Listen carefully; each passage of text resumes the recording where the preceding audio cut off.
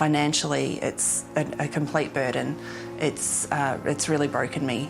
This single mum has moved 7 times in 6 years, increasing rental prices, making it harder to keep a roof over her family's head. This last move, I think I was crying for 3 days straight. It was just, I was in such a mess because it was an unexpected blow. A report released today showing Australia's experiencing the longest stretch of continuous rental price increases on record. If you live in a house in a capital city, that means prices have been bumped up 8 times in the last 2 years. 7 times for units, as rising demand and low supply create a perfect storm for would-be tenants. Typically in Australia, you'd expect vacancy rates to be somewhere between about 3 and 4%. But at the moment, we're generally seeing vacancy rates around 1%. In theory, it's a good time to be a landlord. Here comes the money. Here we go. In reality, 10 consecutive rate rises have left most with a massive shortfall. In Sydney, for example, while renters are forking out an extra $315 a month compared to last year, investors are getting charged an extra $835 a month on a $500,000 variable loan. Landlords or investors, they've generally seen their cost of holding a rental property increase about 3 times as much as the rental income they're getting off the property. Leaving landlords struggling to find the extra cash to cover the difference, and with no other choice but to sell. About 30% of listings coming into the market look to be investment owned. Proportionally, that's a lot higher than average. And fewer rentals in an already sparse market. This is my 40th house, so I think this would really be my breaking point. I don't know how I'd cope going again. Joining us now is mega investor and landlord Luke Harris. Luke, we know renters are doing it so tough right now, but you have a $22 million property portfolio. Do you think people should feel sorry for you? Well, certainly not me personally, but a lot of landlords out there are struggling at the same time as tenants struggling. So it is a very mixed bag at the moment. In what way? Why are they struggling? Well, landlords particularly have seen 10 increases in interest rates over 10 months. This month we've had a pause at last, which is a bit of a breath of fresh air, but obviously rising inflation. We've had a lot of other pressures with people, and of course, pressures on people's employment as well. Have affected people from the landlord's perspective over the last 12 to 24 months. And of course, I mean, most of us have a lot of sympathy and empathy for the landlord. So is it still worth being a landlord? I mean, you know, do you end up spending more money than you make?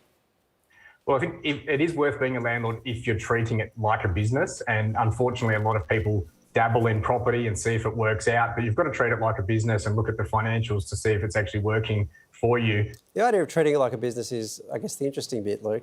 Do you want people treating it like a business when you're talking about something as essential as shelter? Isn't that the kind of thing that means that rents go up and then that vulnerable people get screwed because someone has to treat it like a business? Well, I think it's a bit of a mixed bag because we've got to look at the overall big picture rather than just looking at landlords or tenants on their own. We've got to look at the supply issues that we've got in Australia. The fact is that we're not building enough houses in this country, and no individual investor, regardless of whether they're treating their portfolio like a business or whether they're buying 1 or 2 properties, is going to be able to fix that on their own. So if the federal government and the state governments don't want to become landlords themselves, they've largely left it to the private sector to solve the problem on their own. Luke, the Greens in Victoria want a 2-year rent freeze and a permanent cap on increases. I'm a renter, so I'm all for that. But what would that do for you? Well, me personally, it's not going to affect my overall situation, but for a lot of people that are holding maybe 1 investment property and they're relying on that, a lot of our clients and our members are actually people that are mum and dad investors just trying to buy 1 or 2 investment properties to set themselves up for retirement. So most people assume that a property investor is a multi-millionaire, you know, driving around in Mercedes and, you know, sipping lattes all day. Not the reality, according to the real data.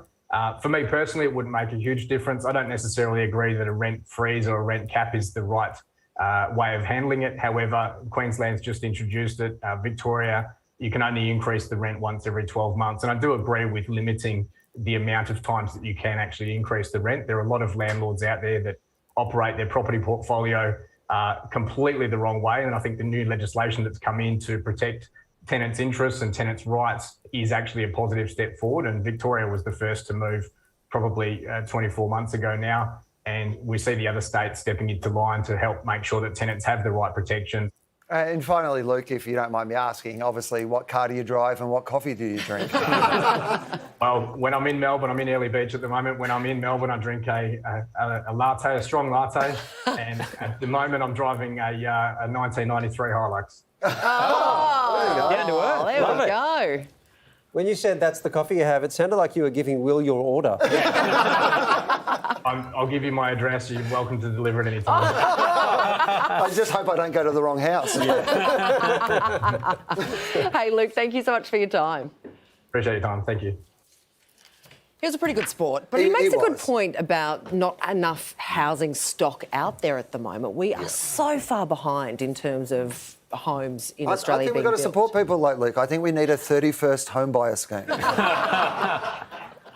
But some sort of cap, I feel like, is needed at the moment. My little brother, for example, his rent just went up $250 a week, and he has no other choice but to pay it. He has, he and his girlfriend, they've got a dog, and they've finally found a pet-friendly place. So, Oh, you that's mean what a they've rental got to- cap? Yeah, a Oh, rental you mean cap. a cap on how many properties you get? Oh, Right. yeah. 250 properties should be the max. No. A week. Yeah. That's something. I guess the thing is, right, like, and this is nothing against Luke, like, he's making a business out of the rules that we have.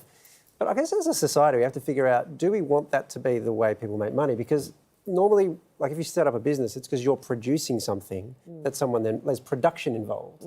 But if your business is accumulating property, that's not production. No. That's playing literally renting. Monopoly. Yeah, right. Yeah. And so it's about the policies that mean that that sort of business becomes actually a sensible thing to do because of tax treatment or whatever, that sort of thing. If we remove those incentives so that actually someone who has that sort of initiative would say, you know what I'll do with my money? I'll create this sort of business that produces things.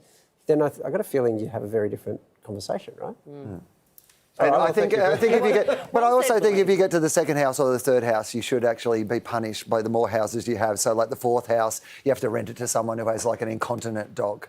Yeah. Terrific. Well, I'm a renter, guys, and I just want to say... Do you have a dog?